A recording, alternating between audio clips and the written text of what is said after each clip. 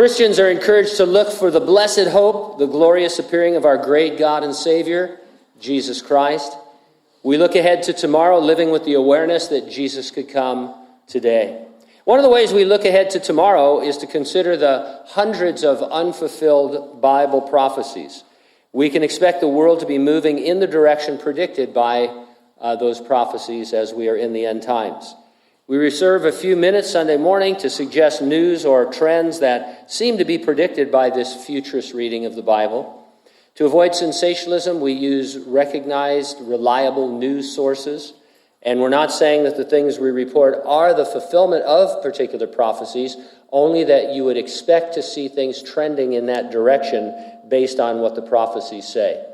There's an intriguing passage in the Revelation about an image, a guy we call the false prophet, and the beast, which is another name for the Antichrist. An image of the beast is going to come to life. Revelation 13, 14, and 15, the false prophet deceives those who dwell on the earth by those signs which he was granted to do in the sight of the beast, telling those who dwell on the earth to make an image to the beast who was wounded by the sword and lived. He was granted power to give breath to the image of the beast, that the image of the beast should both speak and cause as many as would not worship the image of the beast to be killed. If I were to guess what this is today, we would say artificial intelligence or AI. It fits all of the parameters. And the world is definitely trending towards more intelligent and more powerful AI. So much so that this week, and I quote, more than 1,000 tech leaders, researchers, and others signed an open letter urging a moratorium on the development of the most powerful artificial intelligence systems. Here's some excerpts from that article. The demand is made in an open letter signed by major AI players, including Elon Musk, who co-founded OpenAI, Imad Mostak, who founded London-based Stability AI, and Steve Wozniak, the co-founder of Apple. Its signatories also include engineers from Amazon, DeepMind, Google, Meta, and Microsoft, as well as academics, including the cognitive scientist Gary Marcus. Recent months have seen AI labs locked in an all-out, out-of-control race to develop and deploy ever more powerful digital minds than no one, not even their creators, can understand, predict, or reliably control, the letter says. Powerful AI systems should be developed only once we are confident that their effects will be positive and their risks will be manageable. TheBulletin.org reported how science fiction tropes shape military AI. The article said this: the Terminator series has proved influential. In 2016, then Vice Chairman of the Joint Chiefs of Staff, General Paul Selva, discussed what he and members of the organization called the Terminator conundrum. He wondered, what happens when the machine can inflict mortal harm and is empowered by artificial intelligence? How are we going to know what is in its mind? Selva also wondered what adversaries would do with the technology. And so this is happening. These are real people who are intelligent, high-echelon people who are talking about artificial intelligence exceeding human intelligence and taking over the world, basically, like in Terminator. And now here's a real headline.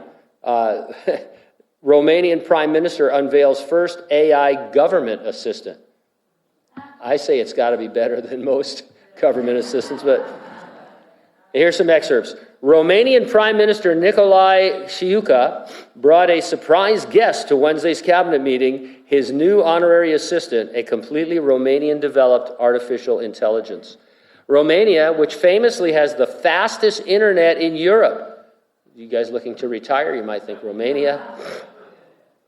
They have long been building its image as a tech powerhouse within the EU in terms of new software and innovation, and can now show yet another achievement to add to its inventory. The Romanian government is marking a first, I might say, at a national and international level, Ciucă said while introducing the language model, the first government advisor using artificial intelligence. The robot, which is integrated into a mirror and projects its written answers onto the glass, bears the name Ion, the Roman version of John, which according to the PM's enthusiastic report is in fact the Roman word noi, backwards, meaning us.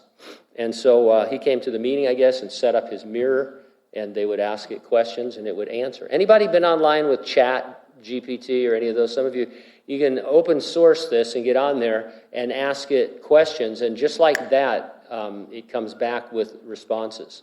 I can't remember the whole story, but some people in our government got in trouble because they sent a letter of condolence to some tragedy, but they didn't edit it right, and at the bottom it said, created by Chat GPT. And so these people got a thing that was created by Chat, and pretty crazy.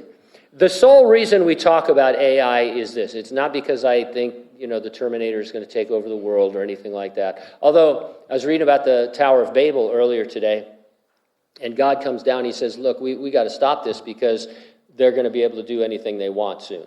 And so this AI stuff, if left unchecked, would be a Terminator world, for real. I mean, it's going to take over. But we know that's not going to happen because we have the future written in advance. And the only reason I talk about it is to say that, hey, 2,000 years ago, no one could have predicted or had any understanding of artificial intelligence giving life to an image and being able to govern and do other things like that. And so we are the only generation, the only time in human history when this prediction really could come true at this level. And so we are witnessing, I believe, the stage setting for the 7-year time of Jacob's trouble, more commonly called the Great Tribulation. We're going to be here for it because the Lord is going to come and resurrect and rapture the church, take us all to heaven. That's an imminent event. So the question always is, are you ready for the rapture? If not, get ready and stay ready and keep looking up because ready or not, Jesus is coming.